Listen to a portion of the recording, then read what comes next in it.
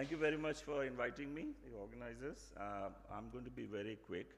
So the topic that I have chosen today is of special interest, and I do have commercial interest because it's the device I've been developing for the last 15 years. So the topic is democratizing eye care in Indian villages and small towns. How does artificial intelligence and the virtual reality simulation helps in making these screening devices, diagnostic portable devices, as more effective and cheaper? So as all of you would know, I don't need to repeat this, but these are stark statistics. 35 million people are visually impaired, 5 million are blind. Despite all this, more than 90% of the blindness can be either prevented or treated. And it is not being done because we do not catch these things. You see all these great videos around of highly complicated cases, but most of them may not reach that stage, diabetic retinopathy being one of the examples, where we get here the proliferative retinopathy cases which should not reach that stage. Sweden has proven by almost 100% screening of diabetic retinopathy, they have reduced the incidence of blindness due to diabetic retinopathy to zero. Zero. There were no cases of blindness due to diabetic retinopathy. So visual impairment obviously affects the quality of life, the productivity, and here more than 2/3 of the population resides in villages and smaller cities where the availability of ophthalmologists, optometrists are very scarce. So there's a very definite urban-rural disparity because ophthalmologists like to settle in the cities, and the ratio is 10,000 versus 250,000.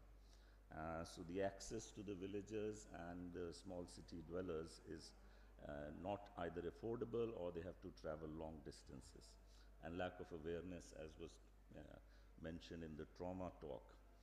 So the geographical barriers, health and education awareness, cost of the equipment, that is one of the main concerns which we are trying to solve.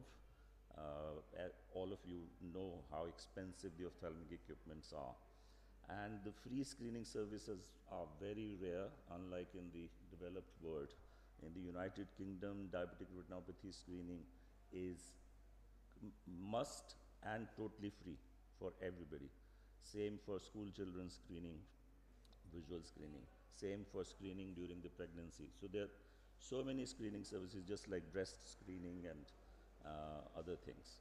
There's obvious shortage of optometrists, shortage of ophthalmologists, and the training of the primary care worker is also very poor for them to handle eye equipment. So I know there are lots of leaders in the community care work that is going on, and Arvind Eye Care is mentioned all over the world. Whenever somebody talks about that, they are doing human's duty. Also, you know, the LV Prasad and my alma mater, RP Center. Orbis International, I was involved for a short period of time. They are also doing great work. But what I find is that the visual assessment is still not accurate because we are using these old Snell's charts, and children especially cheat. When you cover one eye, they will look through the other eye, and very difficult for the untrained person to pick up that they are actually cheating. So you miss cases of refractive errors, amblyophias, just because of this chart. So my experience for AI started a long time back when I was working in University of Southern California, Los Angeles. There was a very high incidence of diabetic type 2 diabetes in the what is called the Latino migrants. And they also had challenges of access because they were not insured. And I was the head of retina in the California hospital, where 90% were Latino patients. So again, issues were same as here. Now health education, awareness, and the digital technology had just arrived. In fact, I wrote a an article in the local newspaper comparing teleophthalmology to what was happening in Hollywood, because this was the time when they were talking about film, celluloid versus digital, and they were not allowing digital films into Oscars.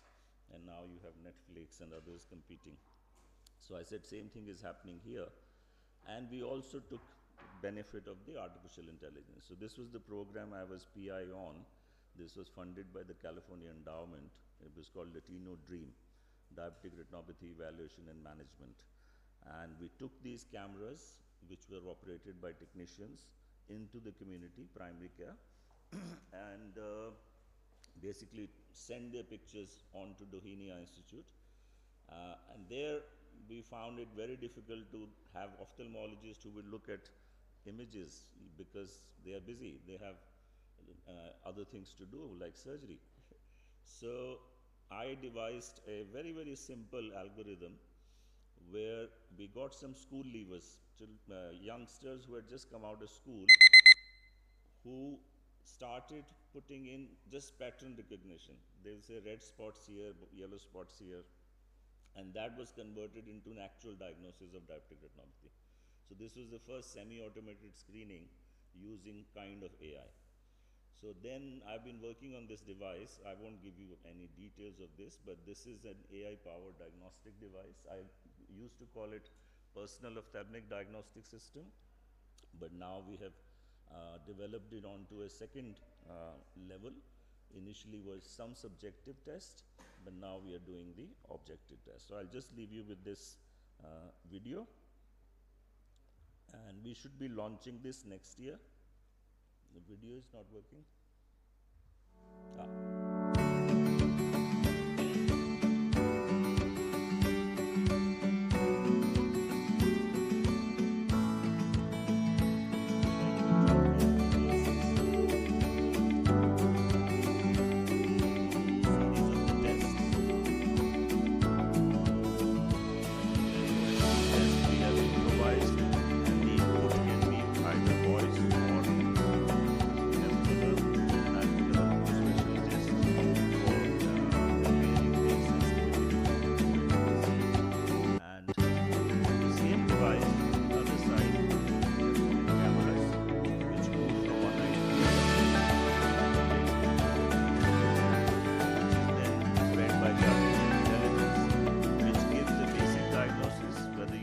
Somebody now, whether you need to see somebody in few weeks time or come back for the screening.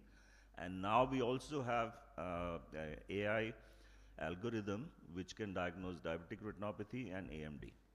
So that's where we are. Hopefully we'll be talking more about this next year. Thank you very much. Thank you, sir.